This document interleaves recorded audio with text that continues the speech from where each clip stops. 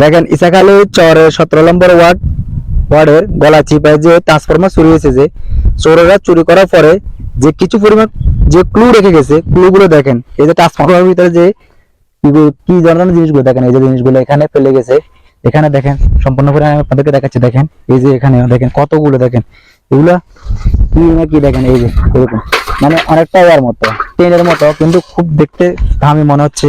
দেখেন এখানে সম্পূর্ণ পরিমাণে রেখে চলে গেছে। দেখেন এখানে, এই যে এখানে আরো আরো ওখানে আছে, আরো ওখানে আমি আপনাদেরকে দেখাচ্ছি। দেখেন দেখেন ওই কারণে বলতেছি, চোরেরা যেখানে চুরি করবে তার কিছু না কিছু ক্লু রেখে যাবে।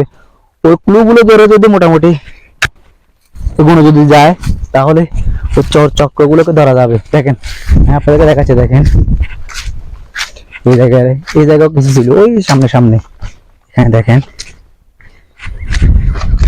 এই যে দেখেন এখানে কতগুলো রেখে গেছে, দেখছেন?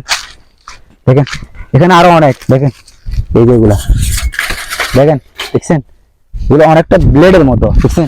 এগুলো ট্রান্সফরমারের ভিতরে থাকে। দেখেন তার মানে বোঝা যাচ্ছে নিশ্চয় চোরেরা এখান দিয়ে বা জুনের ওই পাশে যে রাস্তা আছে, ও রাস্তার এই পাশের দিকে নিয়ে গেছে। দেখেন এই জায়গায় গলাচিপা, জায়গাটার নাম হচ্ছে গলাচিপা। এই যে